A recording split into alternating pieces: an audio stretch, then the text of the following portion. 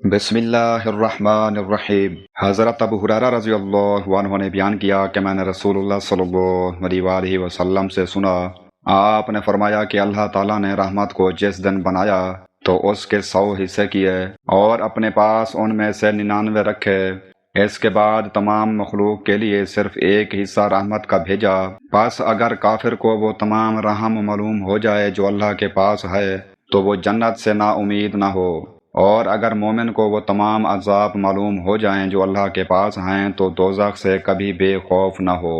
صحیح بخاری حدیث نمبر 6469۔ اللہ تعالیٰ کی رحمت بہت وسیع ہے۔ دنیا میں مخلوق کے درمیان جو محبت اور رحم دلی نظر آتی ہے وہ اسی ایک حصے کا اثر ہے۔ آخرت کے لیے اللہ تعالیٰ نے اپنی رحمت کے 99 حصے محفوظ رکھے ہیں۔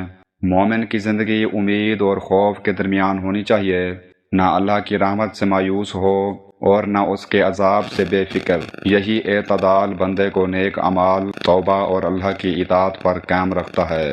حضرت ابو ہریرہ رضی اللہ عنہ نے بیان کیا کہ نبی کریم صلی اللہ علیہ وآلہ وسلم نے فرمایا، بندہ اللہ کی رضامندی کے لیے ایک بات زبان سے نکالتا ہے، اسے وہ کوئی اہمیت بھی نہیں دیتا مگر اسی کی وجہ سے اللہ اس کے درجے بلند کر دیتا ہے، اور ایک دوسرا بندہ ایک ایسا کلمہ زبان سے نکالتا ہے جو اللہ کی ناراضگی کا باعث ہوتا ہے، اسے وہ کوئی اہمیت نہیں دیتا لیکن اس کی وجہ سے وہ جہنم میں چلا جاتا ہے۔ صحیح بخاری حدیث نمبر 6478۔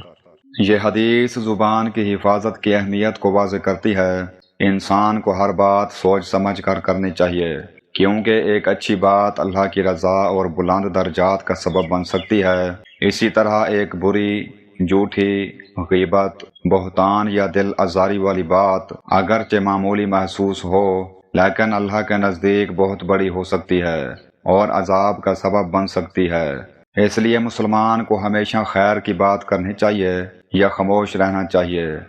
حضرت ابو ہریرہ رضی اللہ عنہ نے بیان کیا کہ نبی کریم صلی اللہ علیہ وآلہ وسلم نے فرمایا، 7 طرح کے لوگ وہ ہیں جنہیں اللہ تعالیٰ اپنے سائے میں پناہ دے گا۔